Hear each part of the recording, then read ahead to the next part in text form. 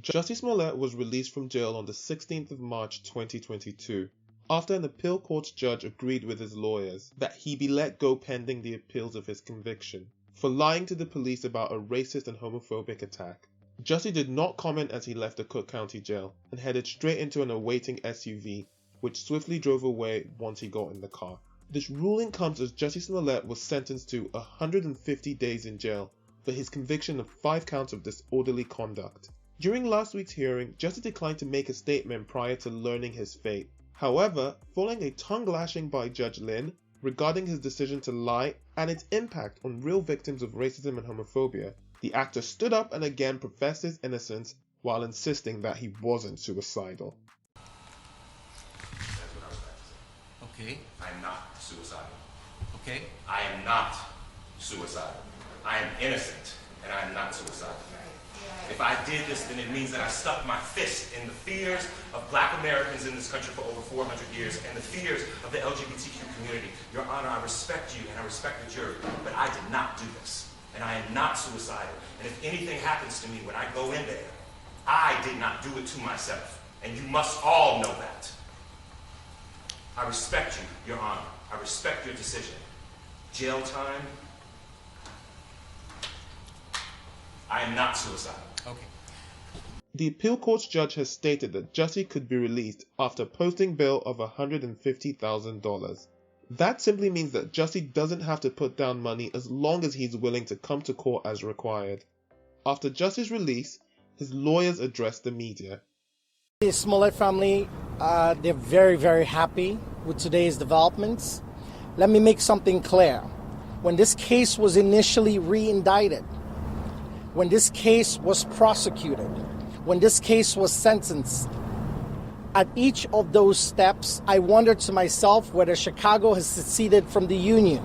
Because in this country, you cannot punish a person twice. And while everyone was focused on the sensationalism surrounding this case, people were not focused on the constitutionality of the prosecution. And we've been trying to tell everyone that. It is unconstitutional to charge someone twice. Mr. Smollett paid a $10,000 fine. Let me repeat it again, because our appellate courts are listening. Paid a $10,000 fine and did community service. Now, there's no time machine to go back in time to undo those things. His $10,000 fine hasn't even been returned to him, right? And then you re-indict the case and you give him 30 months probation for a class 4 felony with a man with no criminal record, felony record. 30 months probation, you give him 150 days in jail. You give him what else? You make him do restitution of $120,000, and then you give him the maximum fines. You know, and there's something wrong with that. The judge's sentencing, couldn't disagree more with it. The judge spent a great deal of time chastising, berating my client.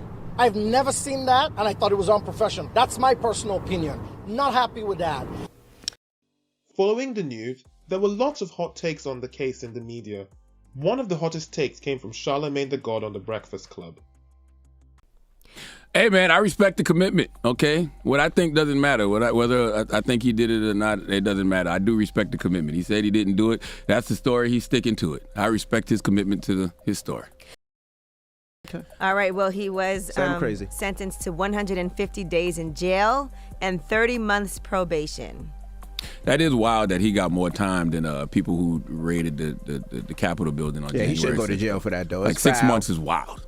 If like, they feel that he should pay the money back for police, resources. I feel like the fine could have been enough, but once again, like I always tell y'all on this radio, I cannot tell somebody how to react to my actions. I can't pick and choose, the consequences. But I think it's very wild that he got more time than people on January 6th. Meanwhile, on the Fox News show Outnumbered, conservative civil rights attorney Leah Terrell had this to say. Leo, a lot of viewers asking how you get out on day 6 of a 150-day sentence. I'll tell you, I'm so upset by this. I've been a civil rights attorney for 30 years, and I'm proud of being a civil rights attorney for people who have been victims of discrimination. I want every Fox viewer to know right now, Jussie Smollett is a liar and he's a convicted felon. He is not a civil rights victim. He is playing the race card, which is not appropriate for the following reason.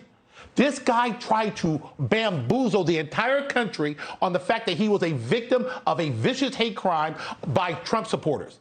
And for anyone to support him other than his family and his lawyers who are being paid, you are being naive and blinded by the facts. Let me be very clear about this. For anyone, Kaylee, to mention Emmett Till, I'm not going to mention her name, Taraji P. Henson, that Jussie Smollett is in the same category as Emmett Till. How embarrassing, how insulting for people who gave their lives for the civil rights movement, for Jussie Smollett to make $2 million a year and then fall on the race card. I mean, this is embarrassing.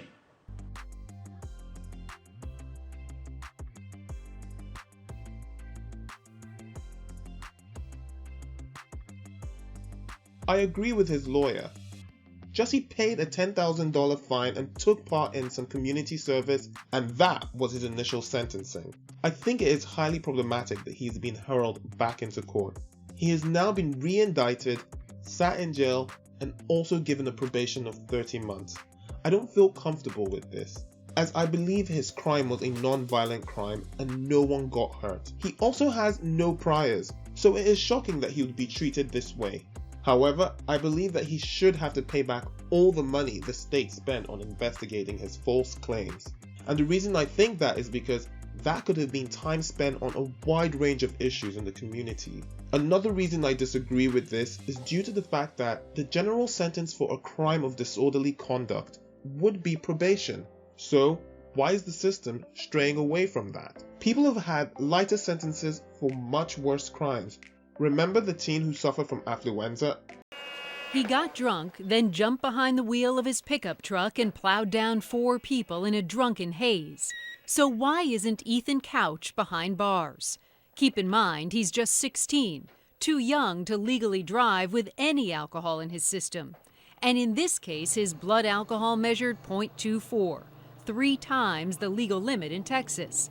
Investigators say surveillance tape shows Couch and his friends stealing beer from a Walmart store in June. Then they got drunk at a party. Leaving there, police say Couch gunned his pickup, going nearly 70 miles per hour in a 40. Just about 400 yards down the street, he slammed into Holly and Shelby Boyles, who had stopped to help Brianna Mitchell fix a flat tire. Youth pastor Brian Jennings was driving by and had also stopped to help. All of them were killed. Ethan Couch was charged with 4 counts of intoxication manslaughter and tried as a juvenile. A psychologist and defense witness testified that the boy suffered from something called affluenza, a lifestyle where wealth brought privilege and there were no consequences for bad behavior. He cited one example where Couch, then 15, was caught in a parked pickup with a naked 14-year-old girl who was passed out. Couch was never punished, according to the psychologist. He also testified that Couch was allowed to start drinking at a very early age, even drive when he was just 13. Prosecutors fought for a 20-year sentence, but the defense argued Couch needed treatment, not prison. The judge agreed and gave Couch 10 years probation plus time in alcohol rehab, no prison. She told the court she believes Couch can be rehabilitated if he's away from his family and given the right treatment. He'll likely end up at this pricey rehab center in Newport Beach, California. His father has agreed to pay the $500,000 or so that it will cost. Taking him away from his family and teaching him to be a responsible citizen, that's a consequence. A consequence for killing 4 people? My next take isn't something I believe his lawyer would agree with. I do believe he should come clean and say he was wrong and was looking for more money and fame. Obviously, this would be a terrible decision, but he and the situation just look ridiculous at this point. The man seems delusional. He's sticking firmly to his story and it's pretty much falling apart. His story is no different than someone claiming that the moon goes green with polka dots every Sunday. I mean, think about it. The lie was so obvious that comedians like Trevor Noah were making jokes straight out the gate as soon as the story was announced. Here's Trevor Noah talking on The Daily Show with Trevor Noah. Yeah, I don't know what the details of the Jussie Smollett story are going to end up being. What I do know is right now, the story just doesn't make sense in the pieces that it's laid out as, right? Like, I'm not saying that he is lying. I'm just saying that his story doesn't seem to line up with what's happening because these guys admitted to punching him. So that part of the story is now effectively dead, right? You can't look for people when they said, yes, we are the guys that punched him. Now the story is going to be, did you pay them to punch you or not? Are they part of it or not? And then it has to be like, well, then why did they do this to you just randomly? Like, wow, two Nigerian guys walking around in Chicago's freezing weather and then shouting, this is MAGA country. Like, it's a weird thing to shout as a Nigerian person.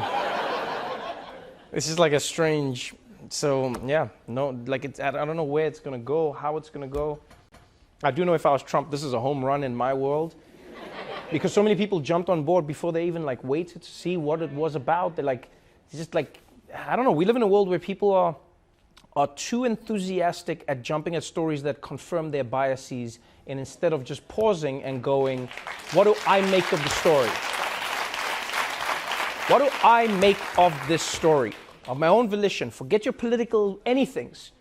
You know, this is like, does it confirm your biases? That's when I always think you have to be even more vigilant, is when it confirms everything you've believed. And this goes for both sides of people, because Trump supporters are in the deepest conspiracies ever. It's not like anyone's immune to this.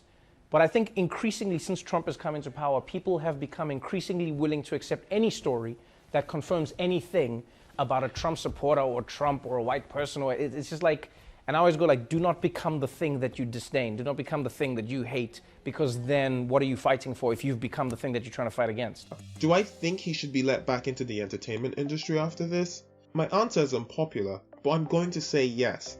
I mean, after all, we set up society for people to do the time for their crime, and at the end of the day, be let out and return to the community as better people. That to me is the point of a correctional facility or the prison system.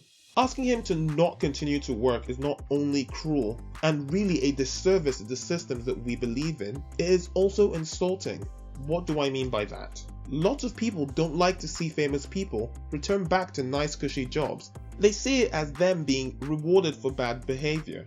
So my question is, what should people who have done the time do? When we have them live off of welfare or state benefit, it's basically having them live off of us. That's not only problematic, it also means that the system isn't working.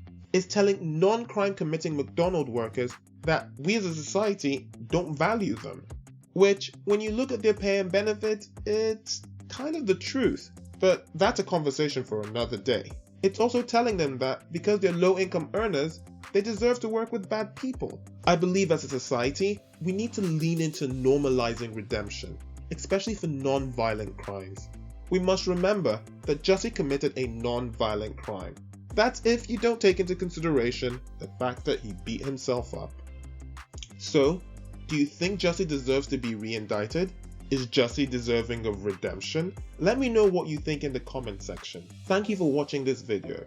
To help support my channel, please remember to like, share, and subscribe.